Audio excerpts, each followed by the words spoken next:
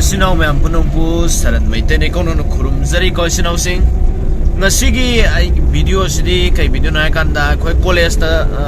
admission taw whatsapp gi video hoi de ne ko sinau se college ta admission taw whatsapp gi video ne college sang gi video je sarak ke ko ai thoban college second semester ke kano admission taw gi video hoi de ne lambi ji gari je auto ma la phai jela le ta thoban college yo re fancier gi angang sing school chali speaker je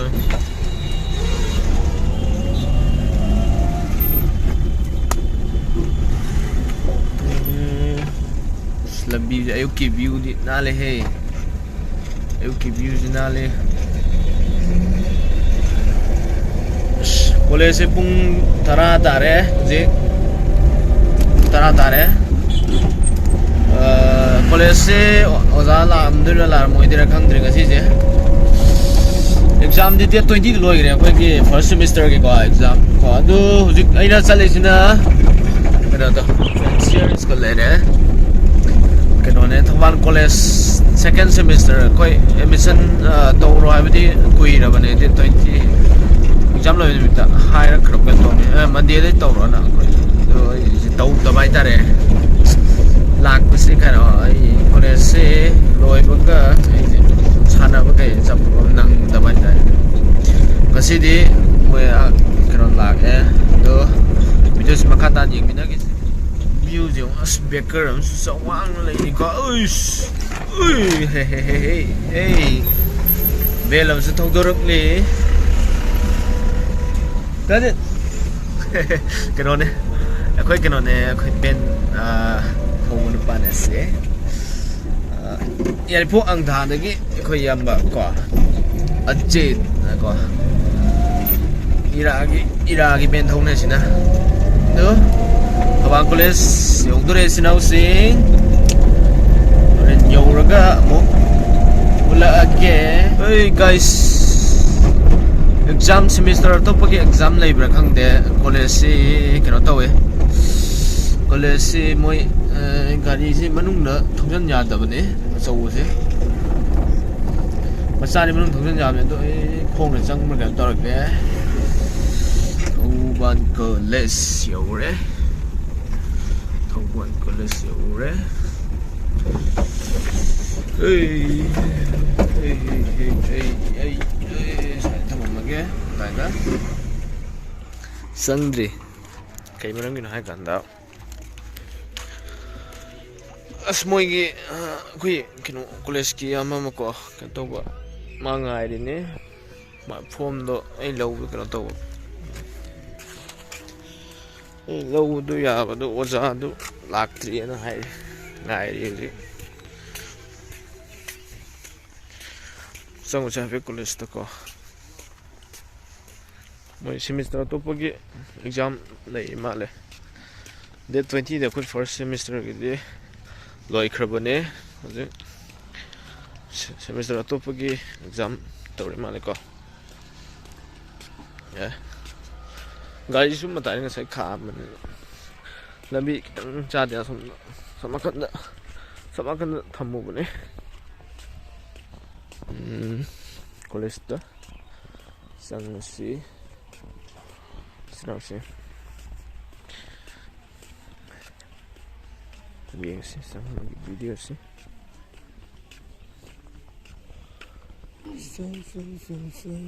thoban college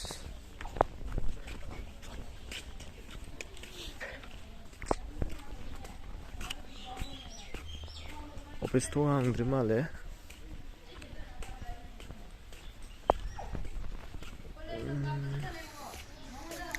ngalian timing 1 minute cha video ne gari si jukai mission block then you know this block 3 Some happy can on the song say. Very Masagi parked the one on the you keep using that in Ali.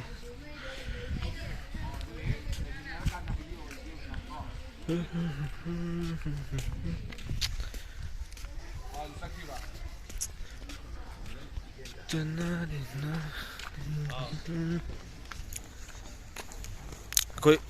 brother be back ko third semester ke koi yama makan hai bang mazila aga mona ki logi to ni oza laktri ji ke no to office ki kano ki thajan me ko za laktri form thaba second semester form thaba ke oza da laktri ba aduna I fet college ya ko ha bet chala yeng sa chana lai si ko Scorpio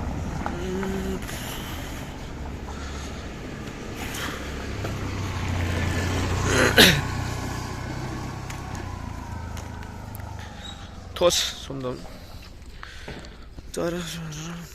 beauty am chin phaje ayuki view oyuna asi nungsa ga thokte tawris yuna beauty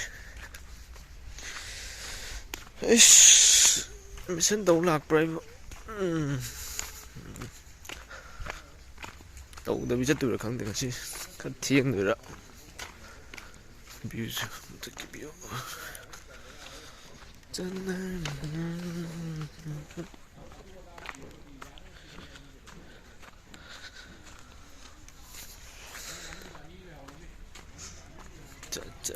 canteen botanical garden koi thoban college ki hall ni ko manipur hall ani me am khanga ba koi exam center si tai ko exam hall si tai energy lai sina koi arts stream gi som lab lom da arts stream ki kano wai din sina volleyball chana ba volleyball basketball na volleyball natte sina preparing or even nice jana arts stream ne somna science ki basketball chana ba na pe kano troke review troke sina sing maza lak trim na pe cha chana lai thukshi is yun thoubal college ki basketball sanafam atop semester ki mai practicing gum to lai male basketball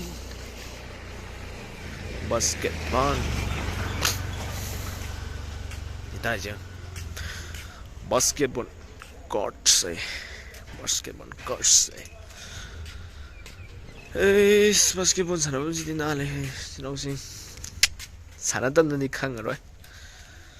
score khoi college na le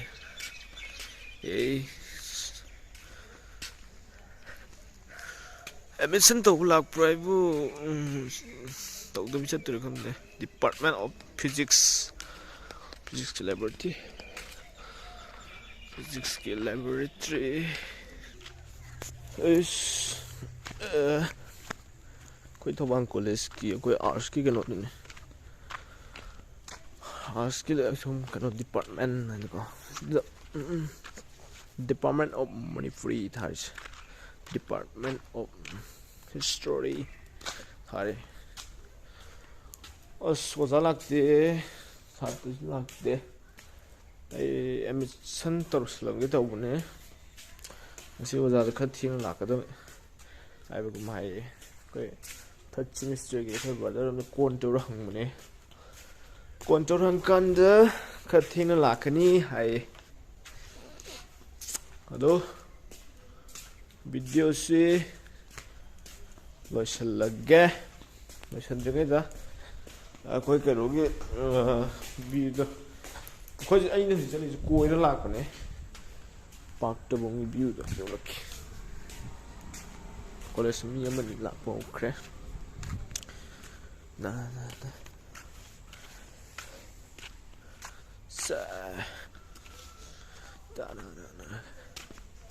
Hey, lati la hey, the back. Guy thor la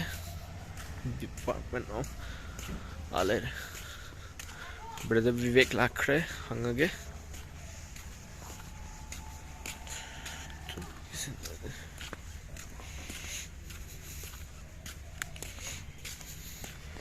The hey.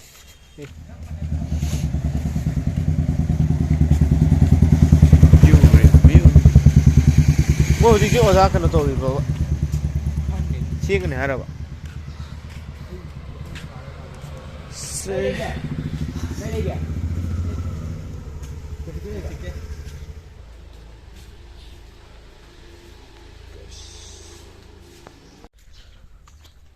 hello guys music admission tauba gi form do lawre lawraga amo thom daisda akhoi swimming pool nakanda apetang sangam se hana duna lakpani swimming pool lom da chatke ko guys our stream ge back haitara room dugi side thang nakanda ne lai se somdana kino ne ko room ni mamang thang maning thang nakanda ne lai se sinau sing dudi swimming pool do hapet taka ulakke chalammaga swimming pool do uttabil ladi nungai tidra sinau sing adu aise swimming pool yodure review do view do yam dukki matik phajai haina tawbani kano ni college se uji oza laknadri chhatra su yam laknade semester te exam loina khre ko we exam to pa semester 4 semester gi lai hai ngasi ko the 4 semester gi kana to ri pin thama college ki library room akan ne lai se ko art stream gi ai manipur lawe manipur honors ne jada enso jada ai ne lai sina thama college ki fan duga swimming pool lại trời yo view yo adu ki mati kawan do start swimming pool hey guys adu de chalase hamar college kano chalase yum the hydrocracy is no sing let's see the material videos in batang so the lotion jarage sarat maiteni ko no khurum jari snow singbu mathang video de nungai ba video thagat humna honas lege mukbang ji torage snow sing hayeng si mukbang video thagalakke harga sarat maiteni ko no khurum jari natro